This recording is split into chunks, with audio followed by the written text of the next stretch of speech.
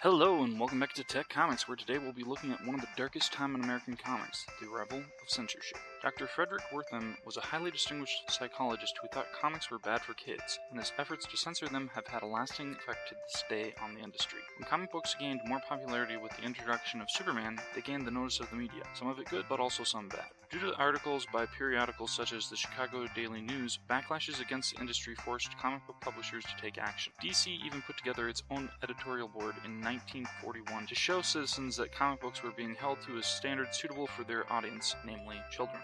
These boards were formed with psychiatrists, welfare experts, and some respected well-known citizens. Board members' names were listed inside each comic book DC printed during the period, and while that did stem some criticism for a while, it wouldn't last. 5 years later, Dr. Wertham set up a clinic for the underprivileged and soon became interested in the effects of comics on children. In 1948, he publicly decried comics in an interview with Collier's magazine called Horror in the Nursery. This article would begin Dr. Wertham's 7-year study of the effects of comic books on children. In the interview, he stated, "The number of good comic books is not worth discussing, but the great number that masquerade as good certainly deserves close scrutiny. While this is certainly true of any field of study, religion, politics, or any other, this sort of perspective drew even more scrutiny to the comics industry." A few weeks later, he attended a symposium in New York City called The Psychopathology of Comic Books. The reactions to his views were immediate. 1 month later, Detroit Police Commissioner Harry S. Toy was interviewed for the April issue of Time magazine, wherein he stated that during his examination of the comic books available in his community, they were loaded with communist teaching, sex, and racial discrimination. This from a period before the civil rights movement had begun to be noticed officially by history. Later in 1949, Henry E. Schultz said about the conditions in the December issue of Journal Education Society, "In towns, villages, and municipalities through the country, lawmakers were goaded and prodded into action, and many did their best to please and appease the angry torment which had been unleashed. Laws and ordinances, committees on legislation, censors, indeed, every device to bedevil and confuse dealers, wholesalers, and publishers of comics were created and enacted.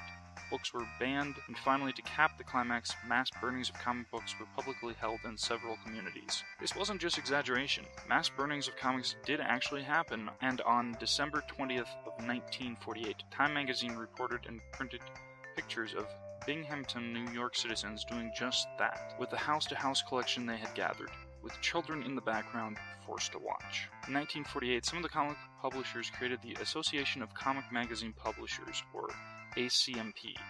The goal of the ACMP was to set out guidelines under which comic books would be published with their approval. They did this to hopefully reduce the criticism they were under, essentially operating as DC and Dell Comics did with their own internal approval board, where each comic would have to be approved before printing. Because DC, Dell, and other companies had their own internal boards, and other companies disagreed with some of the approval guidelines, many either did not join or quit the ACMP, and it was soon disbanded. Finally, in 1950, the federal government took its own stance. A U.S. Senate Special Committee had been doing investigation on organized crime, and part of it looked into the effects that crime comics had. One judge on the committee claimed that he had cases where boys committed crimes that mirrored those done in comics, and blaming comics became an easy way out for children, much as it has been for children and parents to blame the video and computer gaming industry today. Despite all the number of people in the media who were against comics, the most terrible blow was struck once again by Dr. Wertham in 1954 with the publication of his book, Seduction of the Innocent. In the book, he stated that comics were the major source of juvenile delinquency based on guilt by association. Many children read comics during that period, including those who would become delinquents, much as criminals are human, but not all humans are criminals. This faulty logic, however, didn't end there. Because Superman could fly, some children tried to do so as well and ended up injured or died because of their attempts. Likewise, he claimed that Robin inspired homosexuality because of his exposed and frequently spread legs, as well as his strong attachment to Batman alone. In addition, Wonder Woman at the time included many general BDSM and specifically dominant female character depictions due to forward-thinking, if deviant nature of its creators, which led Dr. Wertham to say it inspired girls to have the wrong ideas about a woman's place in society. In truth, it has been later held as one of the early feminist empowerment comic book series of the civil rights movement, so he wasn't wrong about its influence, despite the sexism behind his agitation. Many in the comics industry and others who thought that some comic books were good fought back, but their attempts to derail the poor public image of comic books was too little and too late. The U.S. Senate created a special investigation into the relationship between comic books and juvenile delinquents. Dr. Wortham was called in to testify, as well as many other experts, representatives of many major comic publishers, their advertisers and distributors, and representatives from the National Cartoon Society, among many others. Unfortunately for the history of comics, Dr. Wortham came out on top, to an extent. He had experience testifying before government committees, and businessmen and cartoonists for the most part did not, tending to seem vague and evasive. For good reason, since many wanted them put out of business if they gave the slightest slip of tongue, and not many knew much about the editorial practices of their own companies, merely about the complex workings which allowed them to make a profit. They had to navigate a minefield of questions, and most fumbled too badly to get within sight of the enemy lines, as it were. Not enough was done to discredit Dr. Wortham's studies because not enough studied them, basic logic, law, or debate practices. The one exception was William Gaines, publisher of EC, which published the majority of horror comics on the market at the time. He had a teaching degree and was able to answer the questions effectively. However, he had little help from the others in the industry, and the National Cartoonist Society representatives, Walt Kelly, Milton Caniff, and Joe Misael, all distanced themselves from comic books, giving a general condemnation of them. It was a stab in the back to save their own companies from increased scrutiny, and as they had cartoons to fall back on, their betrayal would not hurt them as badly as it did many other publishers. The Senate committee declared that, in the end, a competent job of self-policing within the industry will achieve much, which drove the industry to form the Comic Magazine Association of America, and the Comic Code Authority was made on October 26, 1954.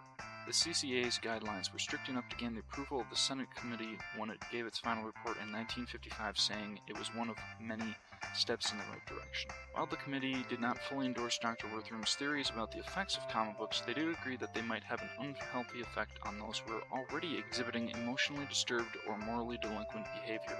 Because they didn't know whether comics had an effect which caused those behaviors in the first place, they decided in favor of self-policing of the industry by the CCA, however, stating that if it didn't work, they would be revisiting the issue later.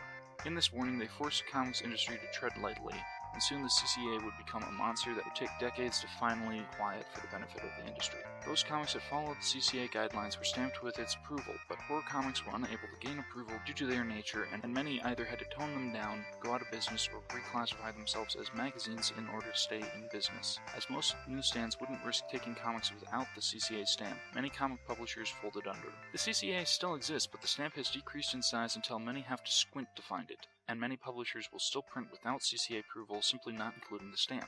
Often they will instead include a stamp stating that the comic is intended for a mature audience, but many do not even go to those lengths anymore. Dr. Wortham, however, wasn't satisfied with the CCA and did not approve of it. He felt, rather accurately, that the industry would not do a proper job policing itself. Thankfully for the industry, at least, his decrying of the CCA while many publishers went out of business did not force the industry to have the CCA replaced with an even more terrible monster.